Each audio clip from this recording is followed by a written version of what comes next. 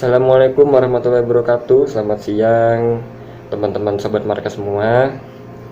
Kali ini saya akan menjawab pertanyaan-pertanyaan yang sudah teman-teman kirimkan lewat Instagram. Ada 13 pertanyaan, tapi saya hanya jawab 11. Yang duanya nanti dilanjut minggu depan karena jawabannya panjang sekali dan butuh orang lain yang lebih ahli untuk menjawab. Oke, mulai dari pertanyaan pertama yang masuk. Min, JRE 217 sudah datang ke Indonesia atau belum? Jawabannya belum, karena memang di Jepangnya sendiri masih beroperasi, belum pensiun, dan kemudian di Indonesianya masih sibuk untuk dilakukan penyesuaian dan pengecekan teknis.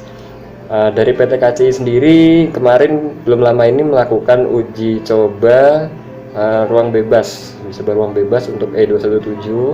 Dilihat di setiap lintas Jabodetabek apakah ukuran dari keretanya ini muat atau enggak itu ya buat jalan di lintas Jabodetabek. Nah, ada kemungkinan juga seiring dengan dibangunnya elektrifikasi ya di Daop 6 Jogja, ini E217 ini juga akan ditempatkan di sana. Nah, tapi kita juga belum tahu, itu kewenangan PT KCI nanti untuk mengumumkan ya apakah memang akan dioperasikan sana atau hanya di Jabodetabek saja. Jadi kita sama-sama kita tunggu aja gimana kepastian dari PT KCI. Yang jelas untuk sekarang ya belum datang karena kereta sendiri masih jalan di Jepangnya. Oke, pertanyaan selanjutnya, formasi rangkaian JR20567 apa aja? Nah, kalau formasi rangkaian ini teman-teman bisa langsung lihat di website kami www.gmmarka.com. Dibuka aja www.gmmarka.com, terus nanti dipilih di menu Litbang. Ya, jadi menu itu diklik, ada menu Litbang, kemudian nanti pilih formasi KRL ya, KRL X Jepang. Jadi dipilih yang KRL X Jepang. Nanti itu di situ ada semuanya formasi rangkaiannya gitu.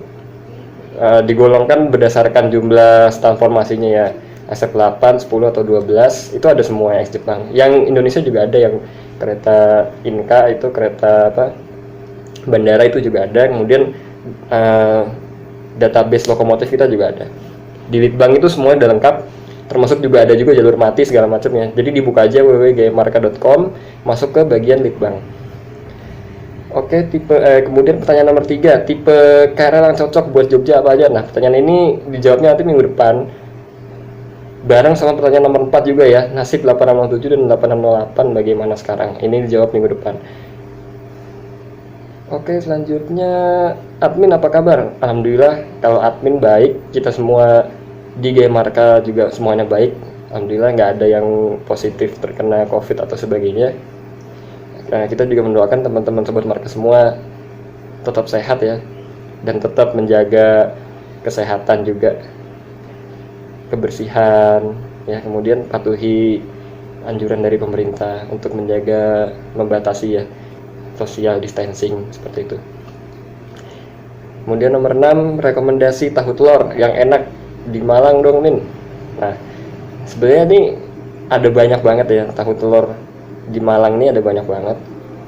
Kalau kalian mau searching ya di Google itu juga banyak banget ya, ada 10 atau lebih daftar tempat penjual tahu telur yang enak di Malang. Tapi kalau dari saya pribadi itu merekomendasikan tahu telur lonceng. Tahu telur lonceng itu tempatnya nggak jauh dari stasiun Malang Kota Lama. Teman-teman jalan ke utara ya, jalan besar, jalan raya itu yang nyebrang rel terus ke utara.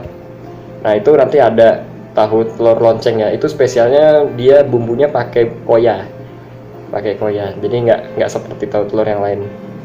Nah, terus nomor 7, wilayah Daop yang paling luas di mana? Nah, ini wilayah Daop yang paling luas ini Daop 1 Jakarta. Daop 1 Jakarta karena memang ya wilayahnya kalau kita lihat membentang dari Merak sampai ke Cikampek ya, kemudian ke selatannya sampai ke Sukabumi itu masih di Daop 1 semua. Itu panjangnya kurang lebih sekitar 429 ya, 429 km. Ini saya buka dulu datanya biar nggak dikira bohong.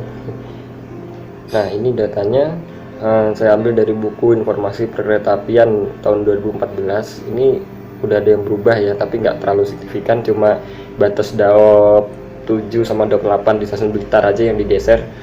Nah, Daop 1 itu mana 590 km ya. Daop 1 590 km, kemudian yang terpanjang kedua itu Daop 4. Daop 4 itu 428 km, kemudian Daop 3 419 km. Jadi memang yang paling jauh itu Daop 1.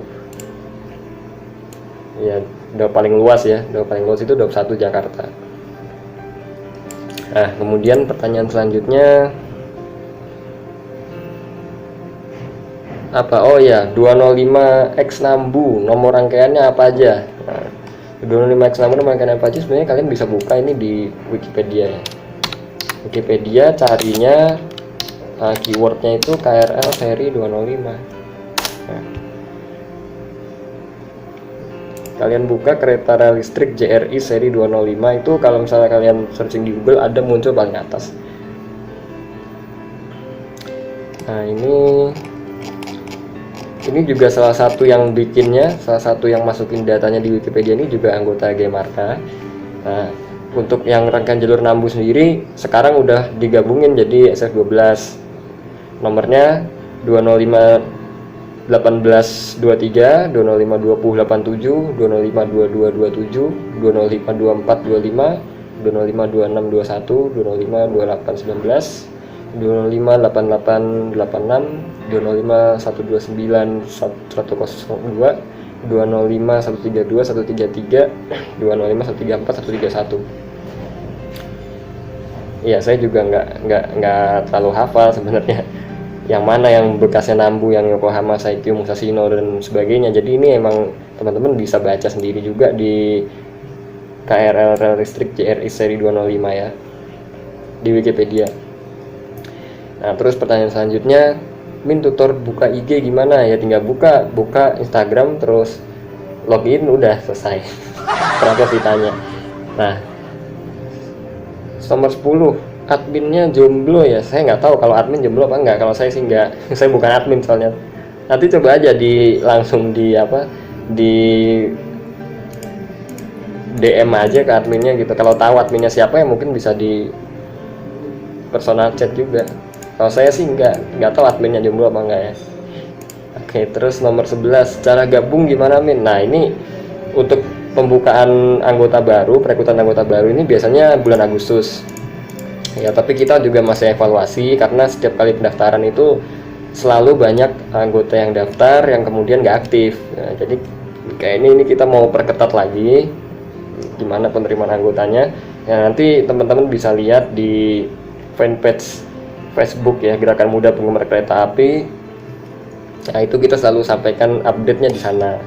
Dan juga di website ya, www.gmarka.com. Oke, pertanyaan selanjutnya, ada APK Adobe Photoshop nggak, Min? Kalau Adobe Photoshop kita nggak ada, tapi kalau Adobe ada. Ada ya.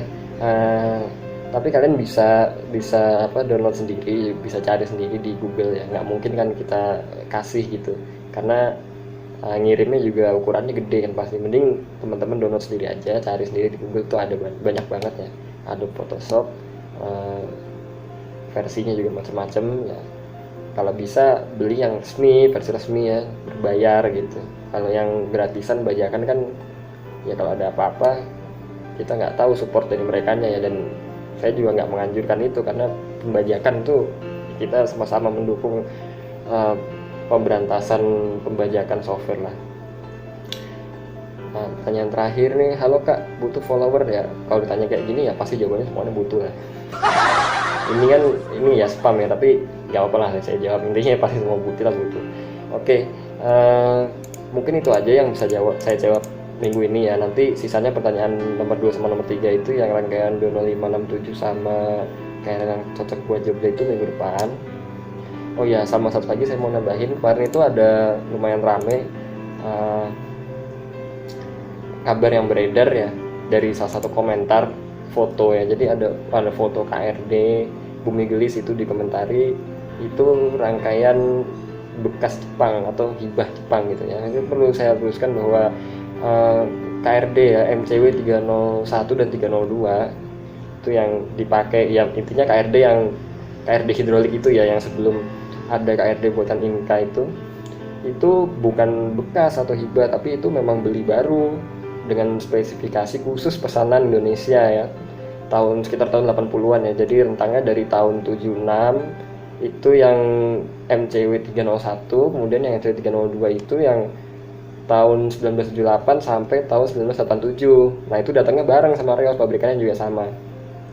MCW 301 sama 302 itu secara fisik bedanya. Kalau MCW 301 itu pintunya 2, kalau reos berarti ya ibaratnya reos 76 itu yang pintunya 2 ya. Sedangkan yang MCW 302 itu ibaratnya ya reos yang generasi 80-an juga ya kan, karena datangnya juga sama tuh tahun 78 sampai tahun 87 itu yang pintunya 3. Nah jadi itu bukan kereta bekas atau hibah, tapi itu pesanan Indonesia ke pabrik di Jepang ya, pabrik Nippon Sanyo, Kawasaki, Tokyo dan Hitachi seperti itu. Oke, cukup sekian dari saya, terima kasih. Kalau ada pertanyaan lagi silahkan diajukan lewat Instagram, kita akan buka terus sesi tanya jawab ini gitu ya, sesi tanya jawab ini di Instagram, tapi jawabannya lewat YouTube.